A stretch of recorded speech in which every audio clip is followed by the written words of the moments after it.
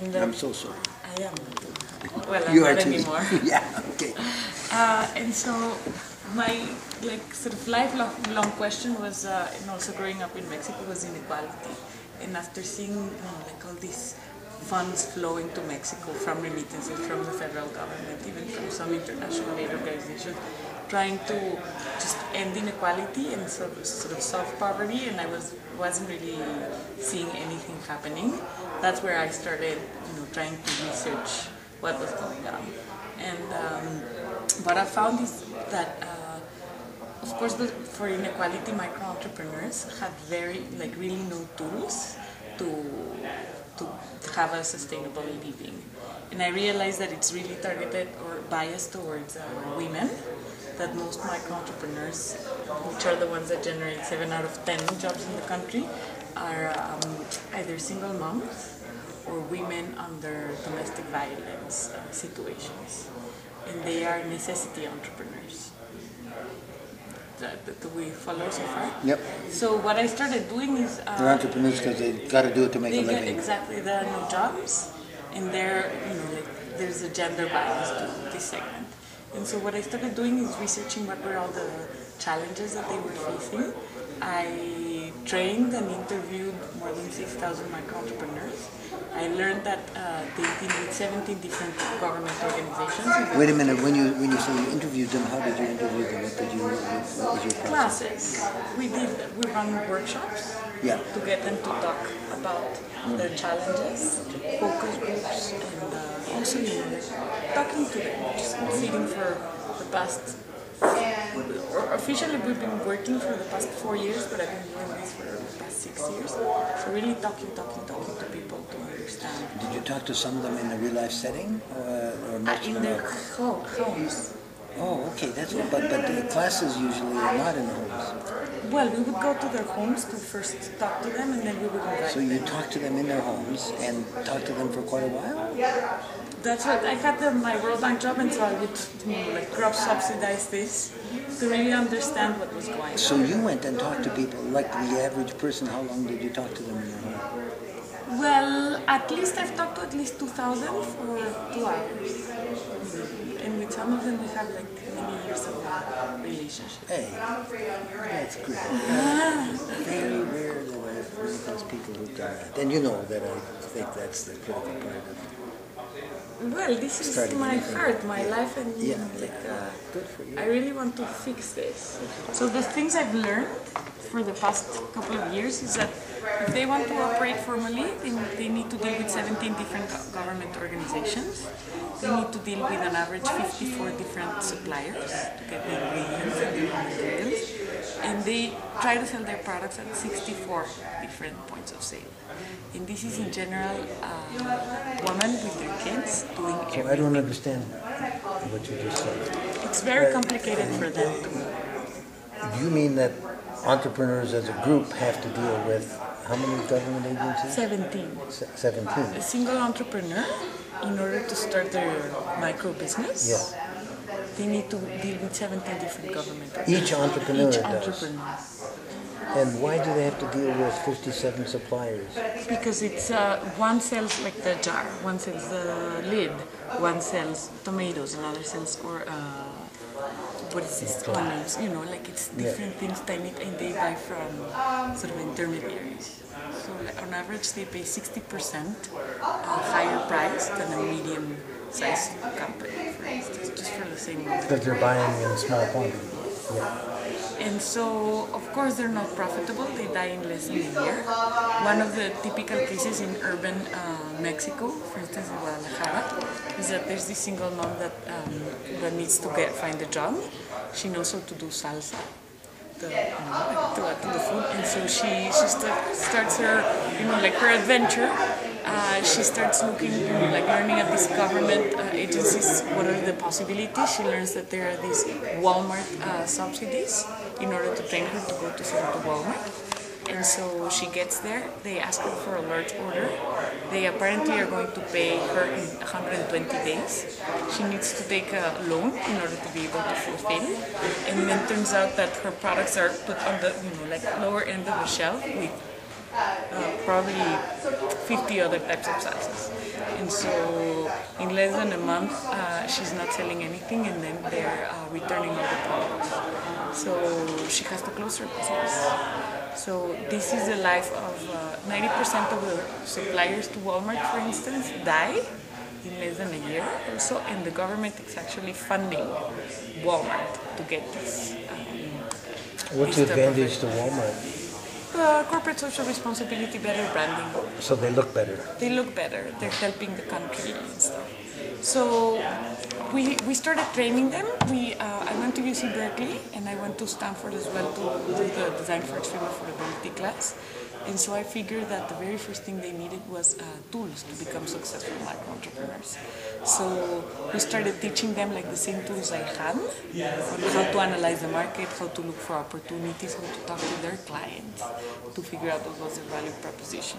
But then I learned that education only goes so far, and that what they were actually looking for was to get a job. And so if we really wanted to help them improve their livelihoods, we needed to actually help go through, walk them through product development and actually finding clients for them. So more like of a fair trade type of model, actually doing the connections with them than just waiting for them to do this all by themselves. So far, so good. Yeah. So now what we're doing is we're focusing on, so we continue training these women. So you play then a role in opening access to markets for products. Okay. We were a training organization that now we need to develop, a marketing and product development organization. Not because we want to, but because we want to solve this problem. And we believe there's an opportunity here.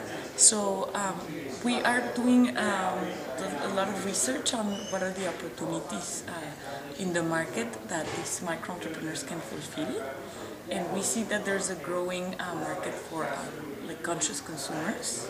There's a segment called LOHAS, Lifestyle of Health and Sustainability, that really care about equality. That these are the people that buy the sort of fair trade products.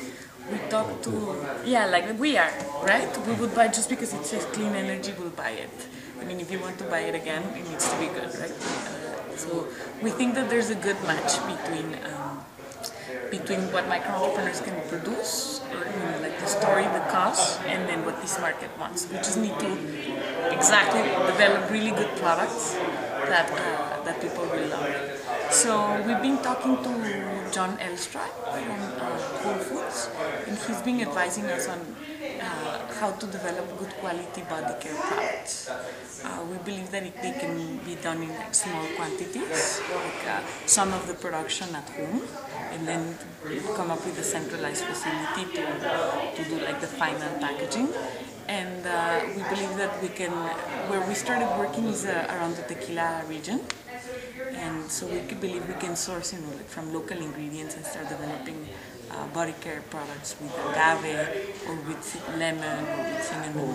What are body care products? Like soaps, scrubs, exfoliants that can be sold either at sustainable hotels or eco-friendly spas, or at, also as a corporate gift.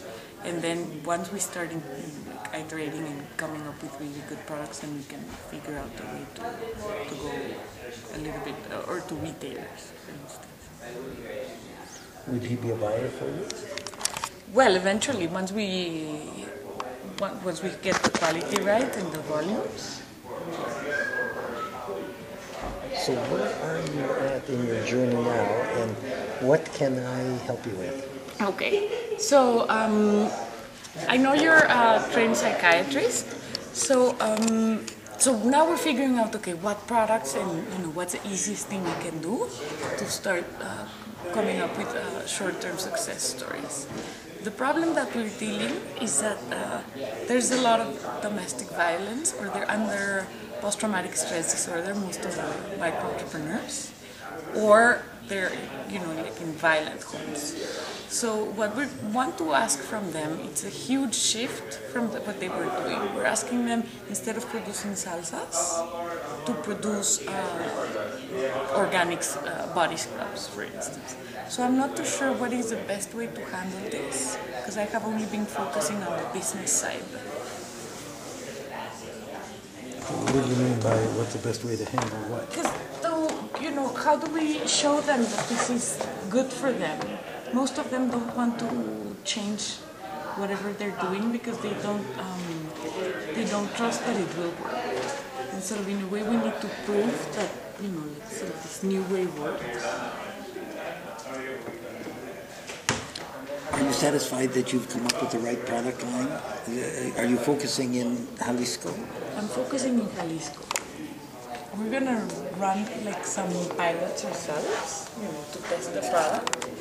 But eventually, people will have to sort of in a way believe that this works in order to join us and test this new skill. So let's leave aside for a moment which product line.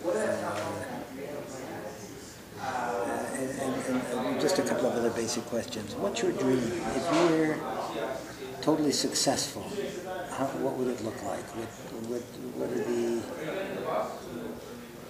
What are the outputs if you achieved your dream? I would love for any women that want to become economically independent to be able to work from home, take care of their kids, have a balanced life, and do what they love. And how many women like this are there in Jalisco? In Jalisco, 7 million. 7 million that are poor and don't have jobs. 7. And how many of those would you like to have jobs and be happy? All of them.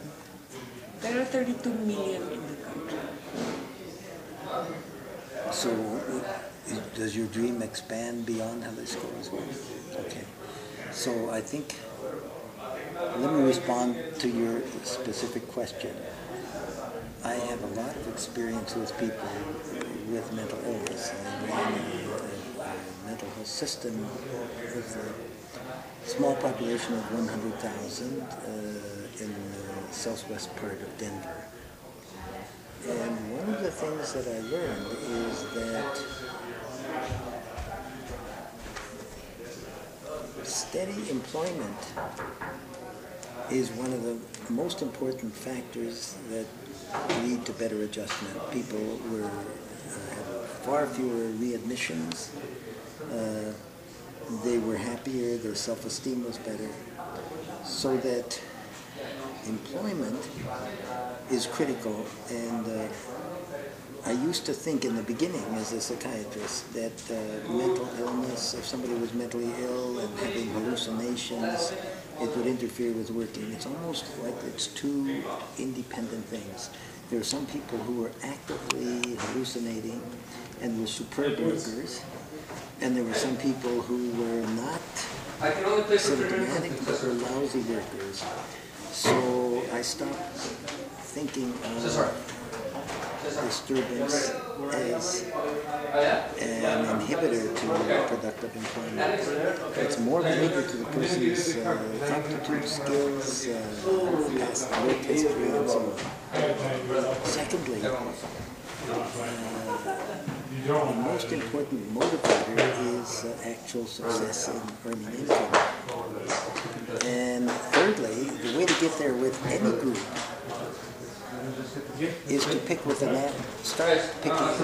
pick the natural entrepreneurs first, no matter what group you're working with, even if they're residents of the concentration camp.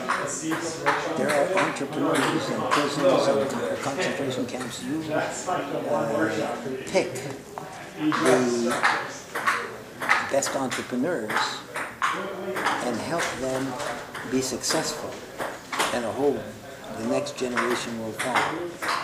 So in the beginning I thought, well, if I'm doing something, I have to deal with the poorest of the poor. In reality, when we were selling treadle pumps, the first adopters were the more successful, more wealthy, the entrepreneurs that had some assets and were more risk takers. And they would often be the influential people in the village, and then it would spread from them to the rest. I think it would probably the same with any population. But since actually being successful as an entrepreneur is so important, then that you have to pay a great deal of attention to which product line. I think it's a very good direction that you are focusing on one product line, because the way it sounded when you were talking about interviewing all these people is that they had salsa, they had this, they had that. Yeah, and you are, in my experience is you're much more successful if you have a product line that has great promise. Which product line to pick is an art in itself. And if you're working in Jalisco, what I would do is the parallel is working with small, poor farmers. And the question is, what was their competitive advantage in the marketplace? So their advantage is that they had low-cost labor. Quite often there was a high unemployment rate, so they could do things with their hands much more cheaply than other groups that were better employed. So one of the inputs is low-cost labor. What are the various things in Jalisco that could optimize income using low-cost labor? And what we ended up doing with 1 acre farmers is focusing on off-season, labor-intensive, high-value crops like... That's an art in itself, figuring out which one. Sure, but then that's not difficult to do, because all we would do is take an agroclimatic zone and survey 50 of the most advanced successful farmers. And we'd say to them, what did you make the most money on last year? And then we'd get a list of, say, 15 crops that are already grown in that area that were highly profitable. And we didn't necessarily interview the poorest farmers, we picked the best farmers. And then we would take let's say we got a list of 15 crops from one agroclimatic zone, then we'd take each of those crops and we'd go to the wholesale traders in the markets and find out which of those crops were very brittle. The price elasticity is you're an economist, and so if somebody made a lot of money with a certain kind of papaya, we'd want to know that if 100,000 farmers started growing it, would the bottom drop out of the market? So so for instance, in Maharashtra in India, pomegranate is a crop that there was a totally unmet market demand in Delhi, and that was backed up by a huge unmet market demand in the Middle East. And so farmers, the advanced farmers, were growing strains of papaya that were attractive to purchasers in Saudi Arabia. So that is one crop that would be a good crop for people to grow, because it's unlikely to be for the bottom to drop out. Of course, so we then did 4 or 5 crops. Now the question is, are you satisfied? I don't know from what you've said whether your product line of body care is the highest, because in answer to your question, whether they're mentally ill, whether they're victims of abuse, what they will gravitate towards is people who make money. So here's a comparable group in the area of Polak in the hills of Nepal. The belief was that you couldn't grow vegetables in the winter season. We got a small group of women to grow drip irrigated cauliflower and cucumber.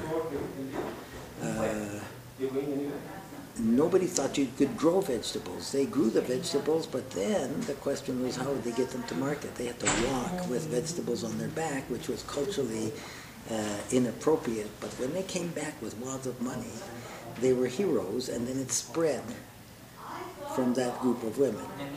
And it turned out that cauliflower and cucumber was not grown in India. Usually India flooded the market. So in the winter season, they could get 3 times as much for those vegetables. You see what I mean? So it's a question of finding the right product. Have you done a thorough survey of all the things that they could make? For instance, you said there were 7 million women?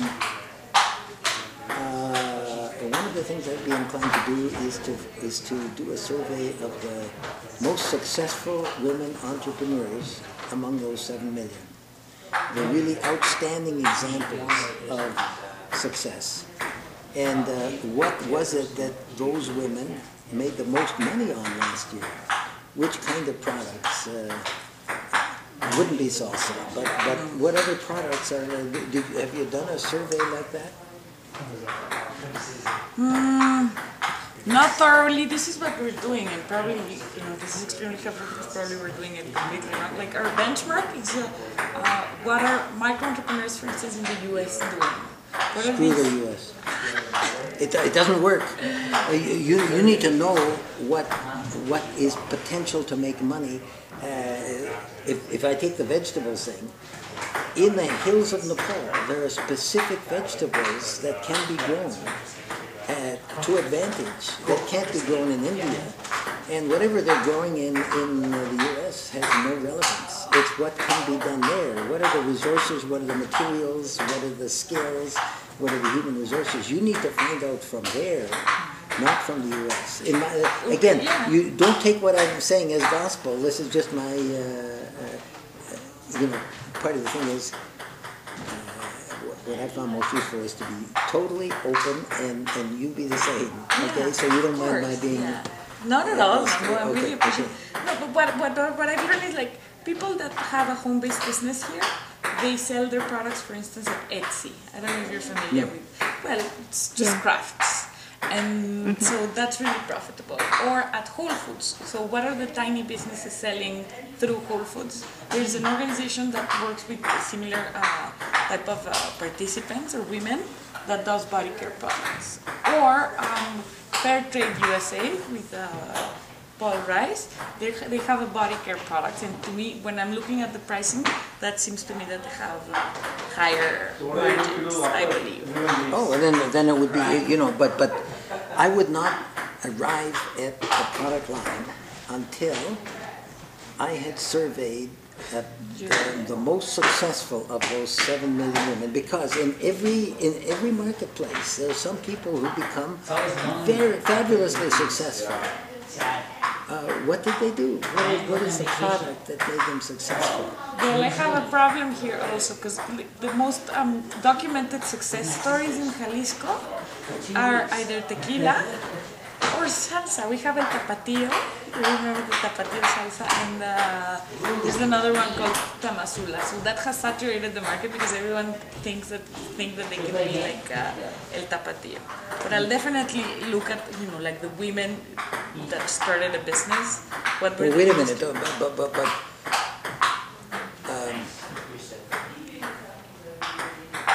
what is the characteristic of that brand that made it successful? Of salsa. I think it was this distribution channels and access to cash in order to be able to keep producing and then. Yeah, and one of the key variables in so you start with 15, but if the market is already saturated, you don't want to do it. Yeah. So tequila is. What's the biggest margin product? Tequila? I think tequila. One of the opportunities that we have is agave has a lot of health benefits within the ingredients, and we could use agave to transform it into beauty care products. What's tequila made out of? Agave, it's like a cactus. It's like aloe. and there's a lot of agave, and people are starting to produce agave syrup. But so, would you be against an alcoholic beverage? Will I be against? If you could make a lot of money making I think so. Well, the thing we tried that. Another thing is it needs to be able to be done at home because of scale issues, or like in small quantities. To produce tequila, you need to have also access to capital in order to buy, to get the machines to whatever process. But is there a wine made from agave? There's not wine, but you need. We looked at wine. You need probably $20,000 worth of initial investment. But if you were, It is a good line of thought. you can raise 20,000. If you're doing a business, the question is, would it create income and jobs? So, for instance, let's say that you developed a new brand of fine brandy that has captured some of the current popularity of tequila from the area, but it's never before created brandy that people sip. If you were to make that, what would it take to make that? And are there steps? So, for instance, I assume, I don't know anything about this, but I assume that you have to harvest the plant, right? And then do you have to do some initial processing step, and then you have to have a $20,000 machine? Yeah, we can get it and then just centralize, lend it to everyone. So if let's say that it becomes Tequilito, and you create a new brand called Tequilito, which is an after-dinner brandy, which captures some of the same, and that you, in providing jobs, provide the business that. But it would have to make a dramatic impact on women's livelihoods in carrying out the initial steps. So that they can see the change, yeah. So I'll give you a perfect example. I mentioned this in Merida. This thing that we're going to do with torrefaction involves capturing ag waste. Well, that means that the farmers will get something that is very low value, and then they'll get a bigger value because they'll be able to sell it. And then it'll employ people to collect it. Then they have to bring it to the plant. The plant will employ, for each plant will employ 4 people. And then each plant will add $1,000 a day in gross revenues from that village. And then some of the charcoal replacement, then it'll be packaged and branded and sold as high-end charcoal or as a replacement for charcoal, so that the village enterprise will sell immediately around. But we'll form a company that in the beginning, because the volume is small, you can't do Whole Foods from the beginning. Yeah. So in the beginning, we'll sell to local people that are using charcoal, and we'll sell to local factories that need that are using coal and biofuels now. Factories like dye makers or pharmaceuticals. And then when we have enough plants, we'll go bigger, and at that point we'll go to the Whole Foods market. But I'm not suggesting that you do the alcohol, but it sounds to me like but the reasoning is great. You see what I'm saying? So you go through that, and instead of just becoming a trainer and a connector, you become an actual business. There's nothing that creates more jobs in a successful business if the people that are involved in it can share in the profits. So perhaps you could do that in the body products, the soaps and so on. So far, some of the higher end products, perfumes and so on, but it sounds to me that there's a hell of a lot of agave, right? Mm-hmm. What happens to the agave that doesn't pass muster for making tequila? We don't know. What can you make from that? See, if you find scrap. Yeah. So you already have a big industry. Can you create? I'm thinking now like an entrepreneur, not like a. You see what I'm saying? But I'm looking. You see what I'm saying? So exciting! Good. I'm looking forward to showing you whatever we can do from agave scrap. Yeah. But that's. Look, huge fortunes were made in the U.S. by junk dealers after the Second World War, during the Second World War. They were at the bottom of the totem pole. But scrap and junk ended up being highly lucrative. So... And nobody's looking into that, really. Well, from what you were saying, the number one industry is tequila. Yeah, for sure. And is it true, I'm just making an assumption, I have no clue, that there's a lot of agave that doesn't pass muster? And it's saturated, yeah, of course. People, like saw the increase in price and they started over planting, and now there's too much agave, they don't know what to do with it. And are there standards that are needed to make tequila? And when you make tequila from agave, what's the process? I'll tell you why I'm asking this. I went to a beer factory in Kathmandu. The beer factory uses hops and yeast. And basically, hops has a lot of protein.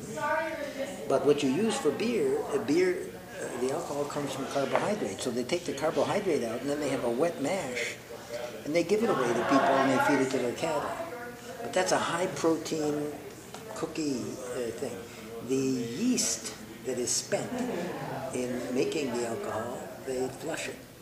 That's a very high-value, nutritious, you see what I'm saying? So if you go to any process, and especially alcohol-making process, you may find some very valuable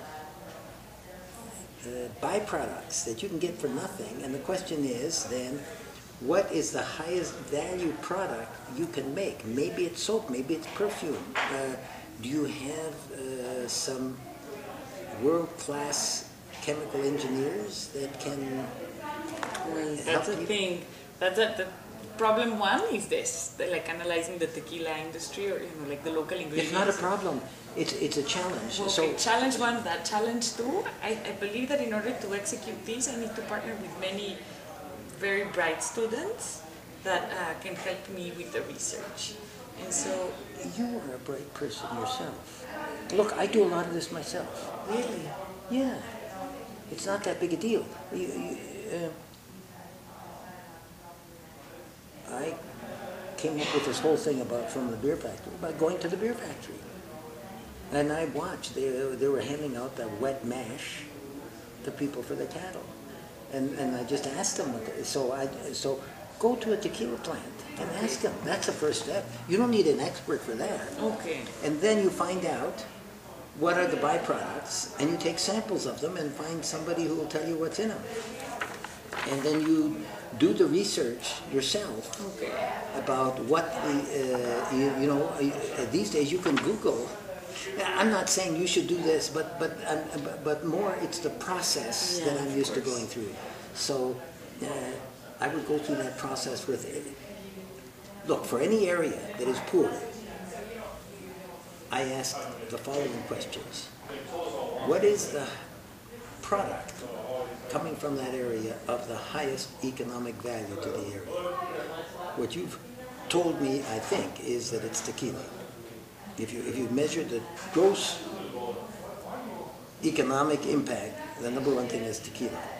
Then I say, what's the highest value-added product in that market? It may not be tequila. It may be some kind of fine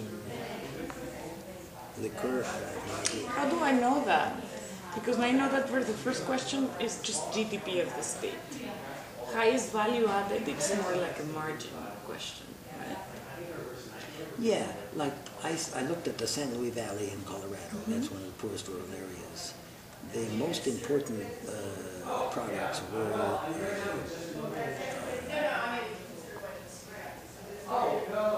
potatoes, and a type of oil. It was a derivative of rapeseed oil. And the highest value product from potatoes was French fries and curly fries. And they sent the potatoes to Texas and then sent them back in 5-pound packages. But there were curly fry machines that are small machines that you could make locally and sell to the local restaurants. And the second thing was the oil. The highest value was healthy oil sold in health food restaurants. And there are so presses. You're looking at the price of the individual products to know The increase in price. So if you just sell the oil, that's one thing. But if you look at the various products made from oil, the highest value products is a health food shop selling oil, packaged and branded. You see what I'm saying? Cooking oil is just cooking oil. Canola oil is the biggest thing. So there's canola oil for cooking oil, and then there's health food canola oil. And if you put it in a beautiful bottle with a nice brand that has a cool aspirational brand identity and it's local, it'll command a higher price. You see what I mean? So the higher the margin is from the raw product to the end price, the more profit there is for your women to earn a living from and for the company to make a living from. So I looked at cauliflower and cucumber because it was 3 times the price during the rainy season. But then it required drip irrigation, but drip irrigation we had and they had water. You see what I mean? So it's the process that I'm talking about. Yeah, this is okay. You're an economist. Look at you. In order to do this work, you have to be an economist, you have to be an anthropologist, you have to be a horse trader, sure. whatever. You have to do whatever it takes. And I've seen enough of you, you can do this. Then you bring in people who can help you.